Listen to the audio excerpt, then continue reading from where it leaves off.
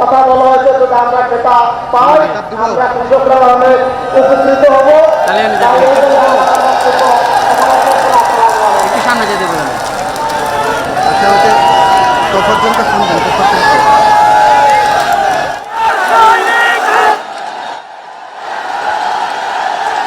চমৎকার একটা মুহূর্ত কাটাচ্ছি আমরা, আমাদের মনে থাকবে এই মুহূর্তের কথা।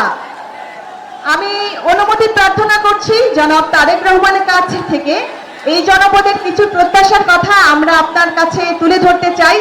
আপনার অনুমতি পেলে আমি শুরু করতে চাই। জনাব তারেক রহমান।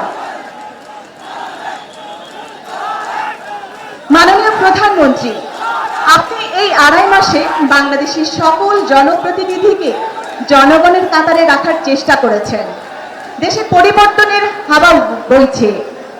আজ 16 মে 2026 ইংরেজি, 2রা জ্যৈষ্ঠ 1433 বাংলা, রোজ শনিবার।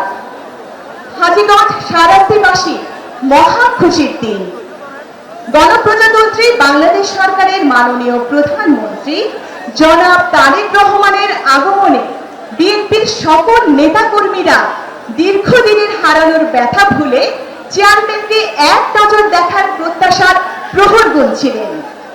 হাজীগঞ্জ শাহরাস্তির সকল স্তর আজ সাত সাত রব। স্লোগানে স্লোগানে সকল পথ মুখরিত। নেতা আসছেন, মিলন হবে প্রাণের এই মানুষগুলোর সাথে।